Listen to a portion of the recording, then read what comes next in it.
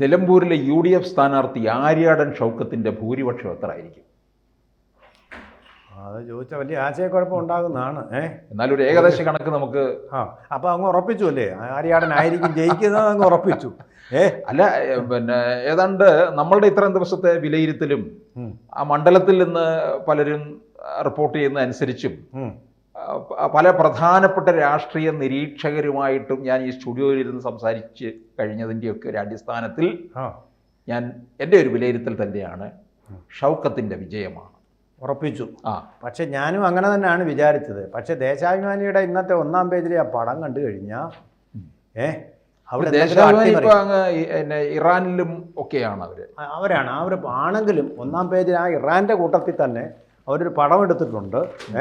ആ പടം കണ്ടു കഴിഞ്ഞാൽ മിക്കവാറും ഇനി ചുവപ്പ് വസന്തം സ്വരാജ്യം, അവിടെ ഒരു സ്വരാജ്യം വരുമെന്നാണ് നമ്മൾ സൂചിപ്പിക്കുന്നത്. ആ പടത്തിൻ്റെ ഗാംഭീര്യം. ഇനി പ്രൗദ എന്ന് പറയുന്ന ഡയറി ഉണ്ടല്ലോ, കമ്മ്യൂണിസ്റ്റ് പാർട്ടിയുടെ ഔദ്യോഗിക ജിഹ്വയായിരുന്നു പഴയ സോവിയറ്റ് യൂണിയനിൽ. അപ്പോൾ അതൊക്കെ ചിത്രങ്ങളൊക്കെ എഡിറ്റ് ചെയ്ത് ചേർക്കും. ആരും അറിയത്തില്ല, എഡിറ്റ് ചെയ്ത് കൂട്ടിച്ചേർക്കാൻ പറ്റും, അസംബിൾ ചെയ്യാൻ പറ്റും, ജോയിൻ ചെയ്യാൻ പറ്റും. അങ്ങനെ എന്തെങ്കിലും മാർഗ്ഗം ഉപയോഗിച്ചിരിക്കുന്നതാണോ എന്നറിയാൻ വയ്യ. പക്ഷേ ആൾക്കൂട്ടം കണ്ടു കഴിഞ്ഞാൽ ആൾക്കൂട്ടത്തിൽ നമ്പർ 1 സ്വരാജ് തന്നെയായിരുന്നു ഇന്നലെ. 2-ാം സ്ഥാനമേ ഉള്ളൂ UDFന്. ഒട്ടും കുറയാത്ത ഒരു 3-ാം സ്ഥാനമായിരുന്നു BJPക്ക്. നമ്മൾ ഈ കൊട്ടിക്കലാശം വെച്ചിട്ട് ഒരു അനാലിസിസ് നടത്തുമ്പോൾ ആൾക്കാരെ ഇറക്കാൻ ഇപ്പോഴും നിലമ്പൂരിലായാലും ശരി ഏറ്റവും മിടുക്കരായിട്ടുള്ളത് CPM തന്നെയാണ്. 2-ാം സ്ഥാനത്തേ ഉള്ളൂ കോൺഗ്രസ്. 3-ാം സ്ഥാനത്തെ കുതിച്ചുയർന്നു. 4-ാം സ്ഥാനമാകുമോ എന്ന് വിചാരിച്ചിരുന്ന BJP വലിയൊരു എന്നിട്ട് PV അൻവർ പരിപ്പുവടയും കട്ടൻ ചായയും അദ്ദേഹവും മാത്രമുണ്ട്. അദ്ദേഹത്തിൻ്റെ കുട്ടിക്കലാശത്തിന് അദ്ദേഹവും പരിപ്പുവടയും ചായയും മാത്രമുണ്ട്. ചായക്കടയിൽ ഇരിക്കുക, ഒറ്റയ്ക്കിരിക്കുകയാണ്. ഒരൊറ്റയാൾ, ഒരൊറ്റ മനുഷ്യൻ കൂടില്ല. മുഖത്തിൻ്റെ ശരീരഭാഷ വായിച്ചു കഴിഞ്ഞാൽ ആകെപ്പാടെ നിരാശയാണ് വിജയുന്നത്.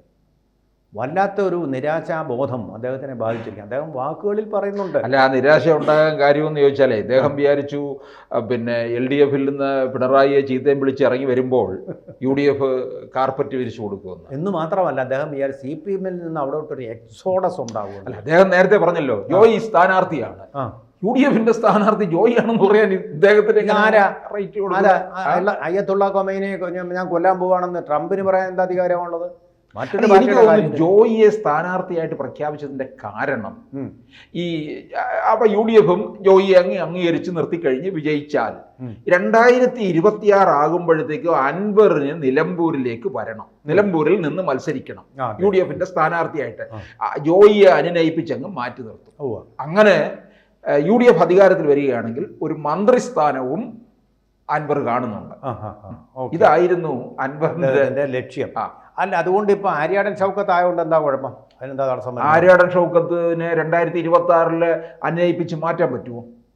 മന്ത്രിസ്ഥാനവും കൊടുക്കേണ്ടി വരും. അല്ല, PV അൻവറിന് മണ്ഡലം കിട്ടത്തൊന്നുമില്ല. ഷൗക്കത്ത് നിന്ന് ഇത്തവണ ജയിച്ചാലും തോറ്റാലും അവിടെ ഇനി ഷൗക്കത്ത് തന്നെ ആയിരിക്കും. അല്ല, കോൺഗ്രസിന്റെ തന്ത്രം അനുസരിച്ച് അവരുടെ ഹൈക്കമാൻഡ് വിചാരിച്ച ഞാനൊരു കാര്യം പറയട്ടെ. നമ്മുടെ KPCC പ്രസിഡന്റായിരുന്ന കെ സുധാകരൻ അദ്ദേഹത്തിനെ മാറ്റിക്കഴിഞ്ഞാൽ വലിയൊരു പ്രക്ഷോഭവും ഒക്കെ ഉണ്ടാകുമെന്ന് നമ്മൾ കരുതിയല്ലോ. ഒന്നും സംഭവിക്കാത്ത മട്ടിൽ അദ്ദേഹത്തിനെ വർക്കിംഗ് കമ്മിറ്റിയിലോട്ട് അങ്ങ് എടുത്തുകൊണ്ട് അത് പരിഹരിച്ചില്ലേ? അതുപോലെ ആര്യാടൻ ഷൗക്കത്തിന് വേറൊരു നല്ല സ്ഥാനം കൊടുത്തുകൊണ്ട് അദ്ദേഹത്തിനെ മാറ്റി നിർത്തി കഴിഞ്ഞാൽ അൻവറിനെ സ്ഥാനാർത്ഥിയാക്കാൻ കോൺഗ്രസിനും എടുക്കില്ലേ? അല്ല, അൻവറിനെ അപ്പോൾ UDF താലിയും മാലയും ചാർത്തണം. താലിയും മാലയും ചാർത്തണം UDF അതിനിടയ്ക്ക്. താലിയും മാലയും ചാർത്താവല്ലോ. എന്തുകൊണ്ട് അസോസിയേറ്റ് മെമ്പർ അല്ലേ? അത് അല്ല, അതിപ്പോ അങ്ങനെ ഇപ്പൊ ഘടകകക്ഷിയാക്കിയൊന്നും മാറ്റുമെന്ന് എനിക്ക് തോന്നുന്നില്ല. കാരണം RMPയുടെ KK രമ ഒരു MLA മാത്രമേ ഉള്ളൂ. KK രമയെ ഘടകകക്ഷിയാക്കിയിട്ടില്ല. പക്ഷെ കോൺഗ്രസുമായിട്ട് സഹകരിച്ചാണ് UDFുമായി സഹകരിച്ചാണ് മുമ്പോട്ട് പോകുന്നത്. അത് KK രമയ്ക്ക് ആ കാര്യത്തിൽ വലിയ നിർബന്ധമില്ല. കാരണം അവർക്ക് CPMനെ തോൽപ്പിക്കാന്നുള്ള ലക്ഷ്യമുള്ളൂ. കാരണം UDFിന്റെ ഈ വർഗീയ മഴവിൽ സഖ്യത്തിലെ അംഗമാവാൻ CMPയുടെ ആ ഭരണഘടന അനുവദിക്കുന്നു. അതാണ് കാര്യം. പക്ഷേ അൻവറിന്റെ കാര്യം അങ്ങനല്ല. അങ്ങനെ ഒരു പ്രത്യയശാസ്ത്ര ദാർഢ്യം അദ്ദേഹത്തിനുണ്ടോ? എനിക്ക് തോന്നുന്നില്ല ഉണ്ട്. അദ്ദേഹത്തിന് ചില ദാർഢ്യവും വാശിയും ഉണ്ടെന്നേ ഉള്ളത്. മന്ത്രിയാവണമെന്നുള്ള വാശി അദ്ദേഹത്തിന്, കാര്യങ്ങളൊക്കെ ഷോഡി ഡീൽസും ഒക്കെ ഭംഗിയായിട്ട് അങ്ങ് നടത്തണം എന്നുള്ള ആവശ്യം മാത്രമേ ഉള്ളൂ. ഇപ്പോൾ അതിനൊരു അവസരവും കാണുന്നില്ല. പക്ഷേ അൻവർ ഇപ്പോൾ പിടിക്കുന്ന വോട്ട് LDFിന് വലിയ ദോഷം ഉണ്ടാക്കും.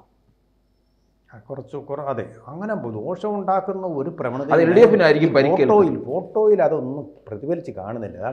അതിനകത്ത് ഇപ്പൊ തിരുവനന്തപുരത്ത് നിന്ന് പോയിട്ടുള്ള ആൾക്കാരും കാണും. അത് ശരിയാണ്. CPM ആണ് ചിത്രം കണ്ട് നമ്മള് അല്ല, മുഖ്യമന്ത്രി പിണറായി വിജയനായിരുന്നു LDF വേണ്ടി അവിടെ പ്രധാനമായിട്ട് നിന്നതെങ്കിൽ കോൺഗ്രസിൽ നിന്ന് പ്രിയങ്ക ഗാന്ധിയാണ് അവിടെ നയിച്ചത്. അപ്പോൾ പ്രിയങ്ക ഗാന്ധിക്കും വലിയൊരു ആൾക്കൂട്ടമായിരുന്നു. ഇനി പ്രിയങ്ക ഗാന്ധിയെ കാണാൻ വേണ്ടി വന്നതാണോ? ഇപ്പൊ നമ്മുടെ അവിടെ പ്രസംഗിച്ചുകൊണ്ടിരുന്നപ്പോ PK ബഷീർ ഉണ്ടല്ലോ, വളരെ രസികനല്ലേ, അദ്ദേഹം പറയുണ്ടായി, ഞാൻ എന്റെ പ്രസംഗം അവസാനിപ്പിക്കുക, പ്രിയങ്ക ഗാന്ധി എത്താറായി, ഇനിയിപ്പോ നിങ്ങളൊക്കെ പ്രിയങ്ക ഗാന്ധിയുടെ കൂടെ പോകും, അതുകൊണ്ട് ഞാൻ നിർത്തുകയാണെന്ന് പറഞ്ഞു. നിർത്തിയേ രക്ഷയുള്ളൂ. കാരണം ഈ മഴമേഘം ഒരു തടസ്സമായിട്ട് സൂര്യൻ ഉദിക്കുമ്പോൾ മഴമേഘം തടസ്സമായിട്ട് നിൽക്കാൻ പാടില്ല. അതിന് മുമ്പുള്ള മഴമേഘങ്ങളായി സ്വാഗത പ്രസംഗത്തിനും ഒക്കെ. അപ്പോൾ ഇവർക്ക് ജനങ്ങൾക്ക് പ്രിയങ്ക ഗാന്ധി ഒരു നോക്ക് കാണുക, വാക്കുകൾ കേൾക്കുക എന്നുള്ളതാണ് ആഗ്രഹം. അപ്പോൾ ആ താരപരിവേഷമുള്ള ആൾ വന്നതുകൊണ്ട് മിക്കവാറും കോൺഗ്രസ്സിന് ഈ പ്രകടനപരത കാണുന്നില്ല കുട്ടിക്കലാശത്തിലെങ്കിലും വോട്ടായിട്ട് മാറും. അതുകൊണ്ട് ഒരു വോട്ടെങ്ങനെ ജയിച്ചാലും ജയം തന്നെയാണത്. അതുകൊണ്ട് പിന്നെ ഞാൻ സമ്മതിക്കുന്നു, മുസ്ലിം വിഭാഗത്തിന്റെ വോട്ട് മൊത്തത്തിൽ UDF മാറാനുള്ള സാധ്യതയും അതെ ഉണ്ട്.